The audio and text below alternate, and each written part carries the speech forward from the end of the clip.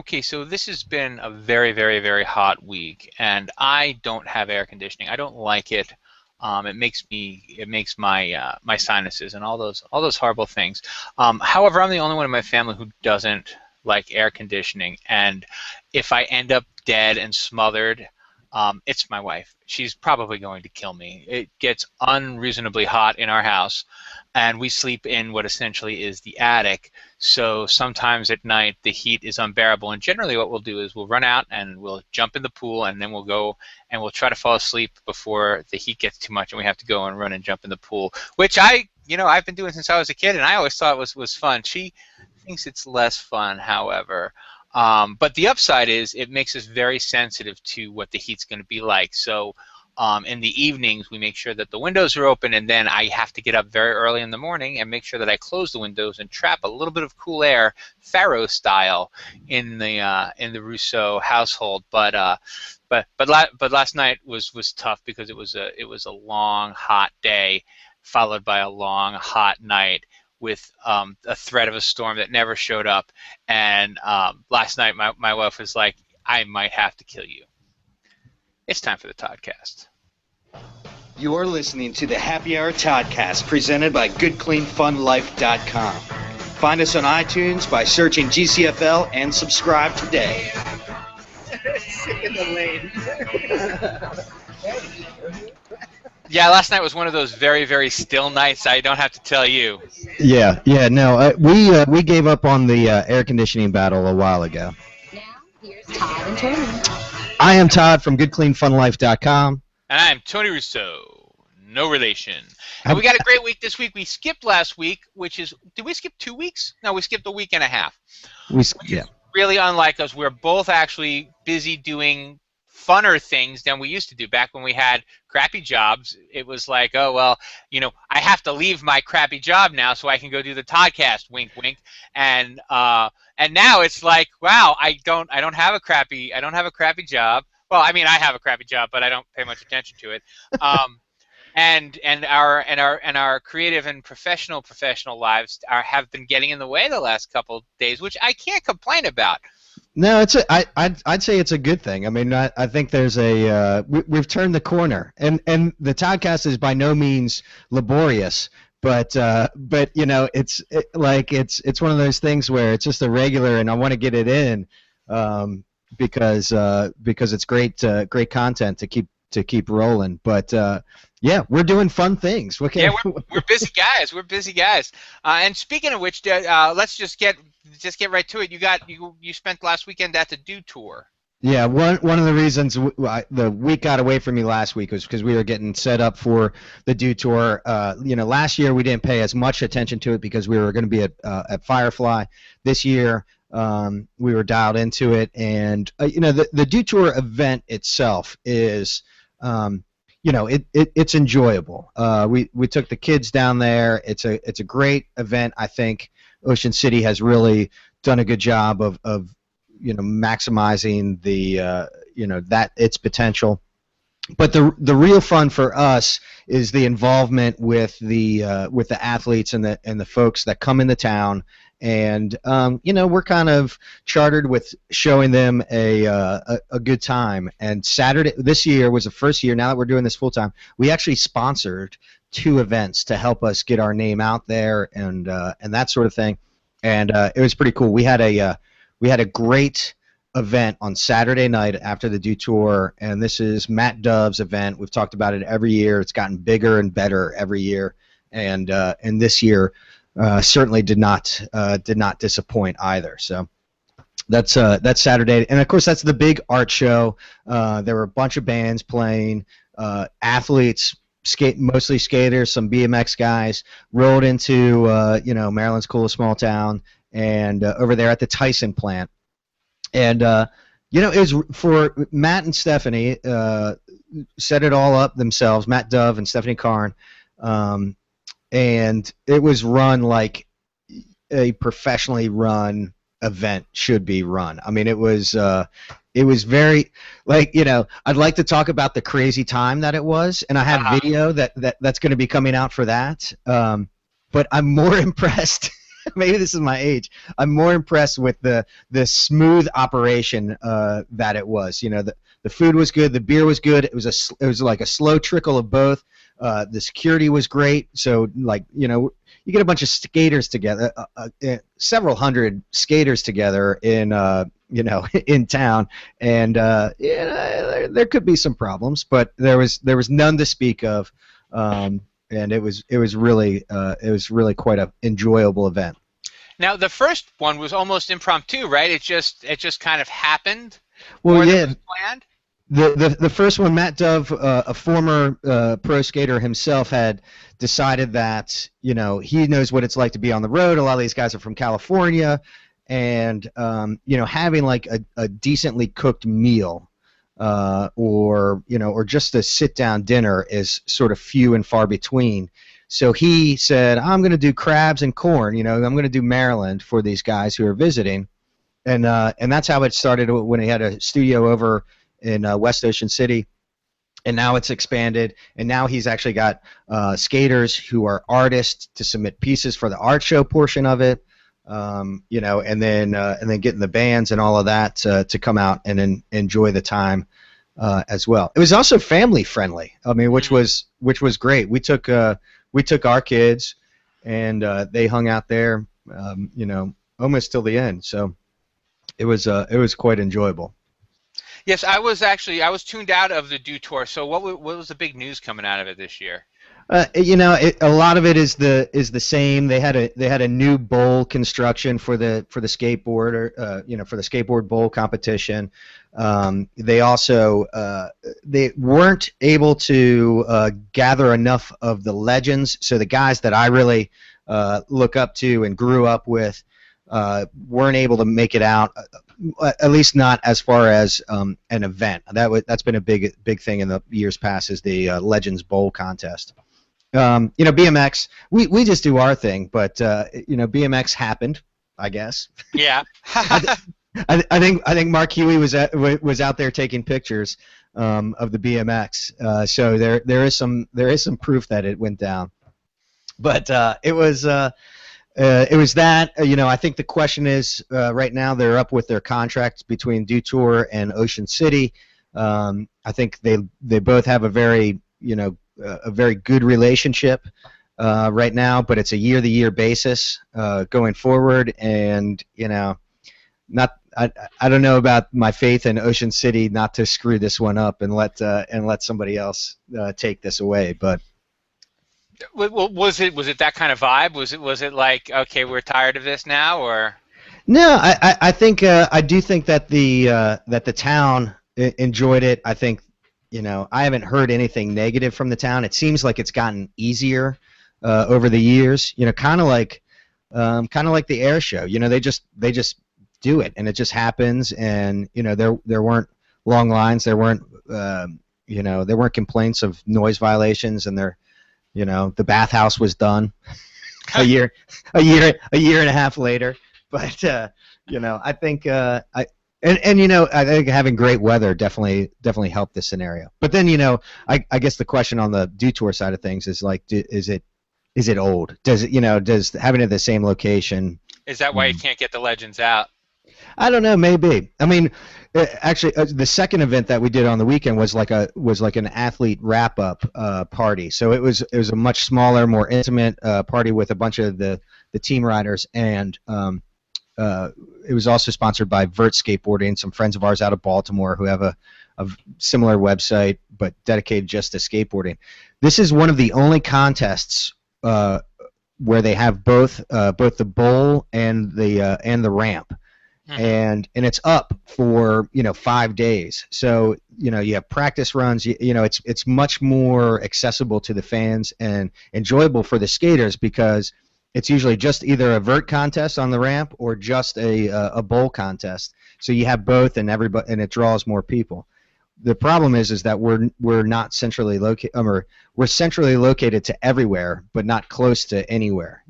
Right? I mean, so getting those guys out from California, on a stopover in New York on their way to a European tour is maybe easier than coming in the JFK or or driving 3 hours or whatever it takes. So, but we'll see. We're hopeful. I think Matt, Berlin and what Matt has done to help put us on the map in that venue over there is very beneficial. Where we might even, whether the contest is here or not, we still might be able to have a party or a festival like that on a regular basis. Which I think, maybe that would be even cooler, because it would be independent of Ocean City doing something. It would just be us, Berlin, doing something. Right, and it gets a chance for. I mean, it has given Berlin the chance to highlight their hospitality, like their town hospitality, not their hotels. Right. And so yes, I so like if it goes to Virginia Beach, there's no reason you still couldn't have a final wrap up or a pregame where some of the guys come by and they have their big night in Berlin and have, as you say, a decent home cooked meal, or a decent home style meal, and do an art show and knock around in an empty factory, which is just cool. Yeah. All on its own. Yeah, and I give Troy a lot of credit. I mean, it's maybe it's smart on Troy Purnell, who owns the property. Maybe it's just smart on his part to be able to host these things, which has got to be a liability. I mean, to have 1,000 people and bands and beer and food and all of that out there. But I imagine the insurance that he's been paying on that empty factory for the last 12 years now probably covers any eventuality. I mean, when you have a chicken plant and you empty it out, you put down. I mean, you must like I said, what he's paying to insure it.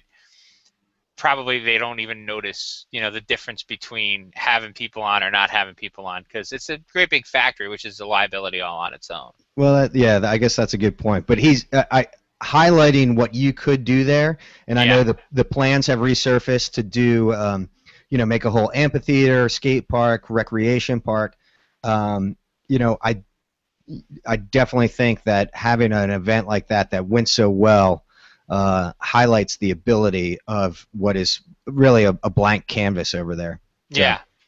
I would love to see it happen. I just have no I have no influence to make it happen. Well, and the cash. The problem with big projects like that is, and I'm sure when you're mayor you'll run into this yourself, is you could get the government, the state, or the feds to buy that property for you and to turn it into an awesome recreational center where you could have concerts and things like that, but you couldn't get them to give you a nickel to keep it up. And right. The upkeep means it's just a huge commitment for a small town, because the kind of upkeep on a building like that, I mean, you have to have a person, like a booking person, and you look at a place like the Wycomico Youth and Civic Center, which isn't having a great time because they can't, well, A, because they can't sell beer, but that's a long different story, but B, because they can't get the acts and they can't get the money to I mean, they're going to do a big project over there soon, but it's 15 years too late already at the Civic Center. You know what I mean? Yeah. Well, and sponging off of acts that are coming through Ocean City to have larger name acts come out to Berlin, doesn't interfere with the acts non-compete contracts. Like the big names in town in Ocean City will wrap up people for their summer concert series, but even the venues in town are sort of, I feel like, doing a half-assed attempt to bring in some big and exciting acts. Well, I'm saying the larger venues aren't working at it. You got a place like the Tavern, down basement dive bar in Ocean City on the boardwalk that was packed every night, for 5 nights in a row, with skaters, athletes, bands from all over the region, tons of fans, and it's a terrible place to see a band. Yeah. I mean, that's because it's got 6-foot ceilings. It's got 6-foot ceilings, and during the summer you have to play in this back room. It's funny, we were on the radio this morning, and Big Al Reno was in there because Justine, who owns the blacksmith, is his neighbor. Also plays in a punk rock band, Chainsaw Riot. They played Friday night, and he's bebopping along, and we were talking about it, or did a little video watching Big Al bebopping, and and Bulldog's like, man, that really looks like a friend's basement, and it really is. Fortunately, when you get enough people in there, it really actually sounds pretty good. But you have to have that, you have to have those numbers. And Jason Frank does a good job of bringing people to it. Like it's like the modern coffee shop where bands, for like heavier or alternative bands, I guess. Do they still use alternative as a descriptor of Are you bands? asking me? The last time I used alternative to describe a band, the band was U2. Yeah. Well, So, U2, that's one of those new alternative rock bands. So yeah, I'm out of that. I'm not making comments on what's alternative and what's not anymore, because now I believe they're easy listening. I forget now. yeah, U2 is easy listening. Yeah, that's what I mean. They used to be alternative rock, now they're easy listening. So call it whatever you want, just play it now. One of the things that I wanted to just tag up on is maybe instead of Ocean City, though, the Avalon. People could double dip at the Avalon and at Berlin if there was a small yes place. And that would be another big key. Instead of having an indoor arena, have an amphitheater. Yep. Where you can just do outdoor shows, just do them at the summer. Really, really low maintenance on an amphitheater, except for some basic gear. Yeah. Let it get wet. And then the other place that I was actually thinking about is the Freeman Stage has done a great job of. I mean, like you said, in the early days, it's like, oh, we have clowns, it's the best thing ever. But now they had, like Bruce Hornsby played this past week, and they have a great bill of national acts that are going to be coming through. Have you done any partnering with them, because they're savvy to that kind of promotion? Well, it's funny because I kind of think of them as family because we used to work there, and even though we don't see them very often, we're still close with a lot of people there, including Michelle, who is the head person in charge, the head woman in charge, and just awesome as a person, but also does a great job.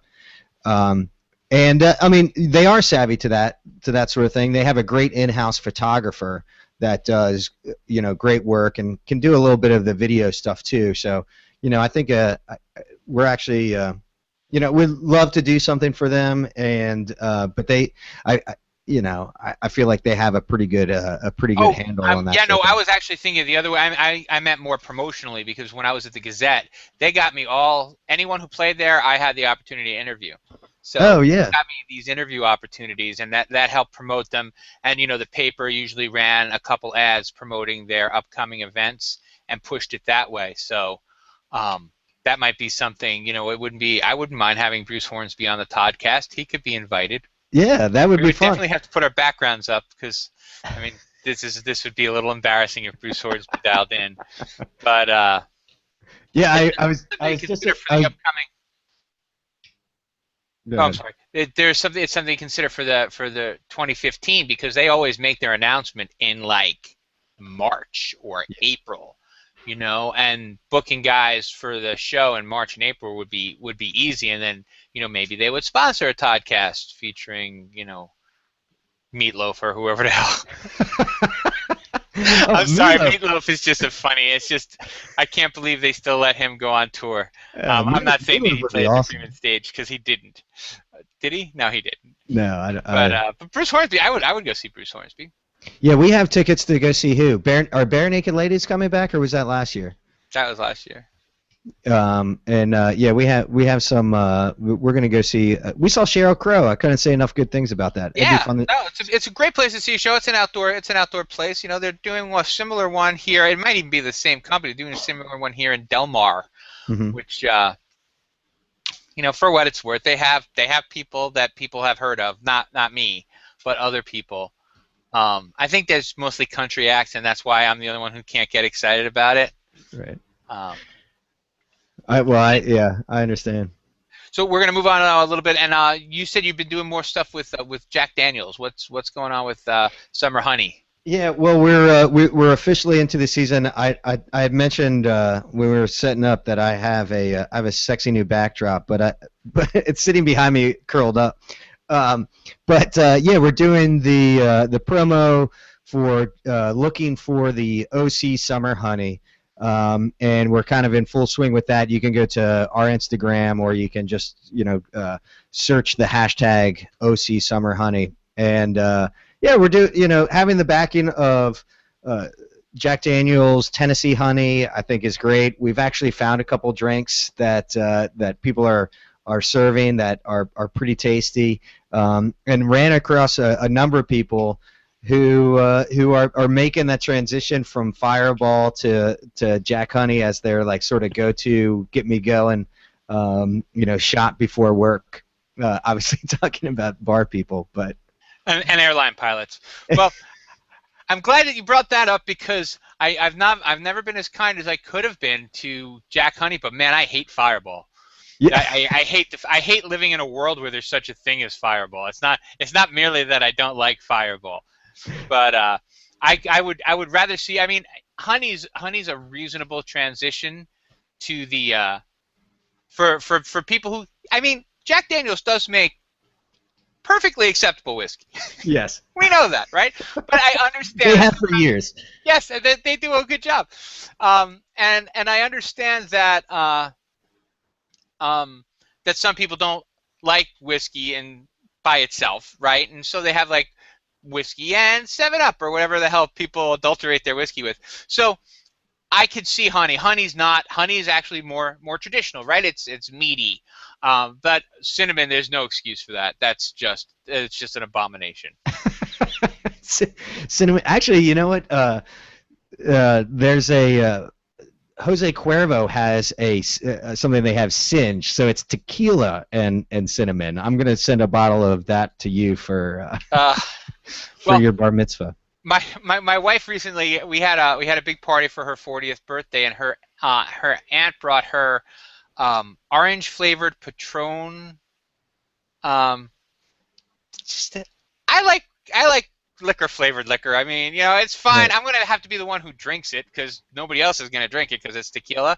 But it's very sweet. It's so sweet. It's like a cordial, and I'm like, well, I don't want melon liqueur. I want some freaking tequila, And if I put, the only thing I'll put in tequila is Tabasco sauce because I don't know if you've had that. It's called the Prairie Fire. Oh, nice. Like 3 or 4 shakes of Tabasco, not Frank's, not Sriracha, McElhinney's, Tabasco. Throw it in some tequila.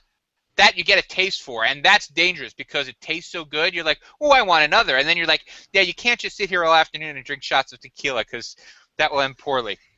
Yeah, except you're a writer, so you can do that. It does. I do. Oh, all right, sure, I'll take that setup. But I was going to use a different one. I spoke this week with a descendant of Jack Daniels who lives here in the region. Actually, I believe he lives in Whitehaven. He runs the Whitehaven Hotel. I was researching my book. Very exciting. All sorts of fun stuff. But he was telling me about like his going home and getting in touch with people. It just occurred to me next time I talk to him, I'm going to have to tell him that you guys have a Jack Daniels partnership because he would dig that, and I don't know what else, but he would dig it for sure. Cool. But what was cool about that is when we were talking about honey, there's another book that was written about the Eastern Shore, about liquor on the Eastern Shore. It's called Chesapeake Rum Runners of the Roaring Twenties. And the line from the book that I borrowed that I'm going to use in my own book is, the people of the Eastern Shore could make spirited liquors out of anything that was not made from stone. That's awesome. Yeah, and that's pretty much what was going on here for the first 300 years we were here. Like, whatever they could find, they would ferment. And for the book yesterday, I was out and I got to hang out with Brian a little bit. We did our shoot down there at Burley Oak, and I got to tell him that I found a recipe from 1730 about what they were putting in beer in Berlin in the 1700s. Oh, wow, that's awesome. Yeah. So I hope to put that together and he may or may not get. I mean, Brian gets very, very excited when you're in the room with him. So, if he gets a chance to make it, I think it would be awesome. I found a home brewer who's going to help me make some of these beers, because why not, right? But one of the beers that they were making in Berlin was persimmon flavored, because you guys have a lot of persimmon trees that grow down there naturally.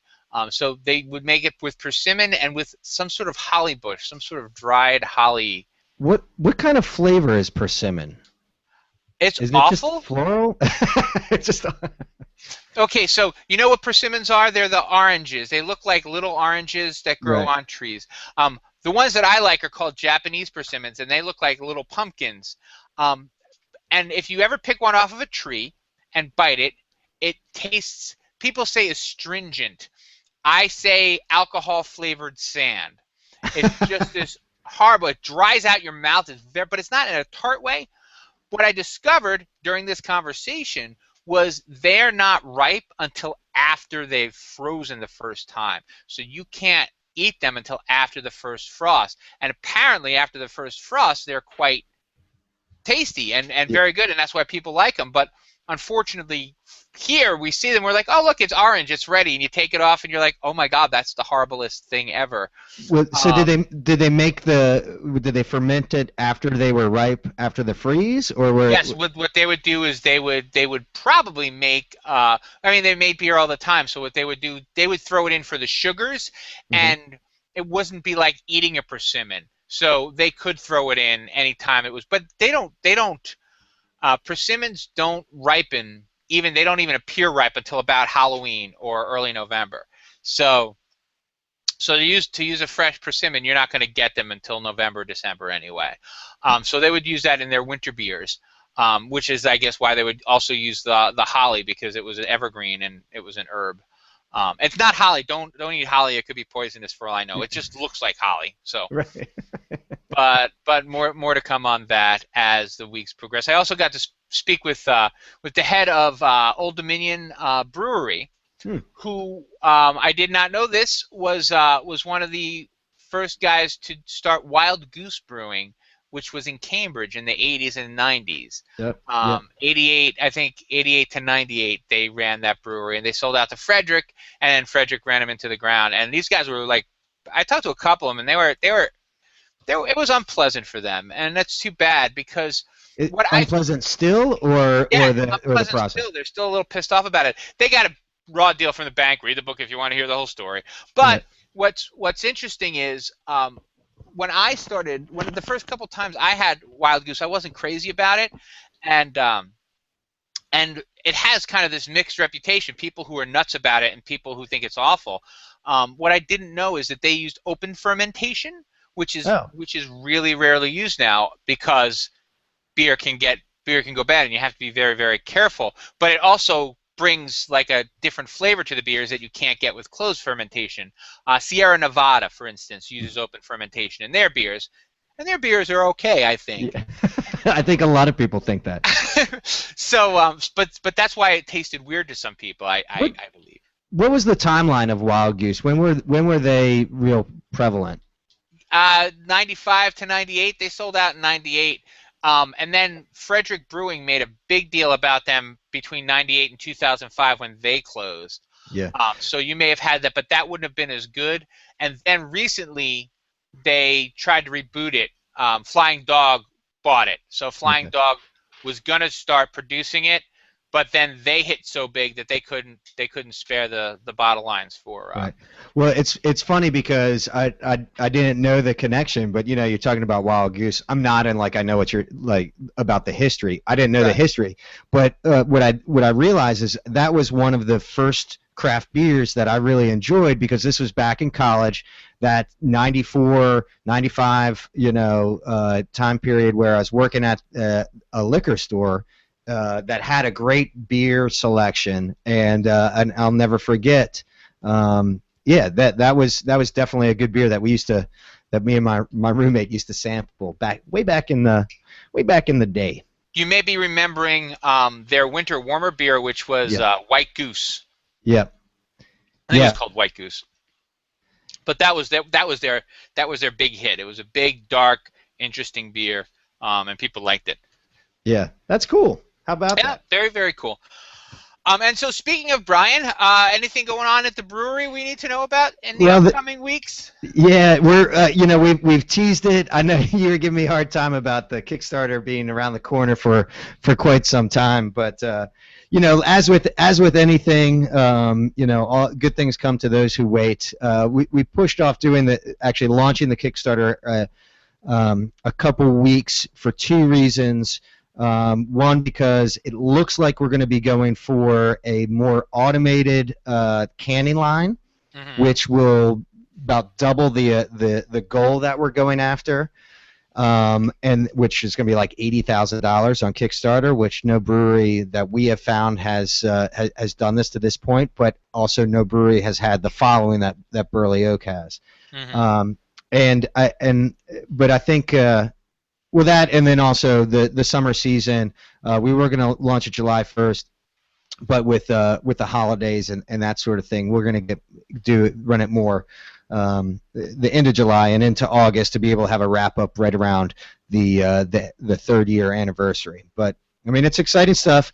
The specifics will be coming out, but we got some great incentives for people who are donating. Of course, you're going to be able to be part of something big, and you're going to be able to get some cool swag that only people who donate get.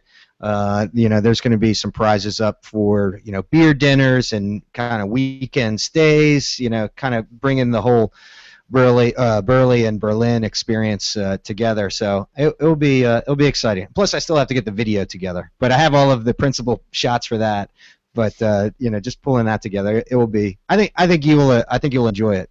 Oh, I'm sure I will. I just noticed that there's a naked woman behind you. It's not a live naked woman. I don't know why. I'm like, wait, is that a boob? Yeah, that's there's a boob there. Should I move over so? No, I'm certainly not offended, and I'm sure our listeners aren't either. It was just confusing to me. That was a picture. We switched our office around a little bit, and it got covered up by a monitor. And Natalie has sold a bunch of prints up at the blacksmith, so we had some blank spaces on the wall. Oh. And, it's actually kind of funny that ended up behind me. That's an original charcoal drawing by Matt Amey, who is a very talented artist, well known in the area as a tattoo artist, but is also pretty cool. That's an older piece. It's called Dear John. So I don't know why it's sitting over my shoulder, but yeah. maybe that just is there to remind me. Fair enough. I'm glad to hear it just got there, because it was difficult for me to imagine that it had been there for the last year, and I just noticed it now. Right, or I put it up there to try the court more followers and listeners. There you go. Yeah, because it's so hard to find boobs on the internet. So right. They want to have a charcoal drawing that's behind my face. Awesome. All right. So what do we got coming up in the coming week? I'm heading to Jersey for the big firework display. I'm very excited about that. Are you getting out of town to avoid the storm, or just pre-planned? I think at the risk of beating something to death, New Jersey for a long time will be the last place anyone goes to run from a hurricane. So no, I'm just going because it's 4th of July. I'm going. I hope to eat lamb's head though this week, which is called capucel. They actually put the lamb. They just roast the lamb's head, throw it on a table, and you dig in. So wow. Yeah. That will be fun. That will be fun. I'll eat an eyeball if there's an eyeball to be eaten. Oh man. Well, you'll have to awesome vid. Awesome that. I don't know if you got a chance to see, but you should check out my newest Auto Awesome. It's of me dancing with a pretend cane. I saw that. That was, all I could hear in my head was, "Hello, my darling." Hello. That's exactly it. Yeah, that was great. Anyway, what's on the calendar? We got events on the calendar. We're gonna be working. We got the promo stuff next week on Wednesdays and Thursdays. Check the calendar to see all the spots we're gonna be at for OC Summer Honey. And as for this weekend, we're gonna be checking out an acoustic trio up at the Starbird. Probably swinging by Secrets. We're taking some pictures for the studio over there. So 4th of July weekend at Secrets. You know, it's gonna Yeah. be it's gonna be all you imagine, and then Yeah. and then we'll yeah, I guess the Ocean City has already decided to push the fireworks off until Saturday, so we'll probably be doing our best to get out of town before before the fireworks go off. Probably just stay in Berlin, go over to somebody's house, and shoot at each other with Roman candles, which is sort of more the tradition. That's always the best way to spend the holiday. Yeah. But yeah, no, so that's cool. I got nothing else. So how about you? I got nothing. All right. Well, may Todd give you the sense to live in a small town? We'll see you next week at Happy Hour. Cheers. For more, go to goodcleanfunlife.com for podcasts, event calendars, articles, and more. Call or text us at 703-828-GCFL.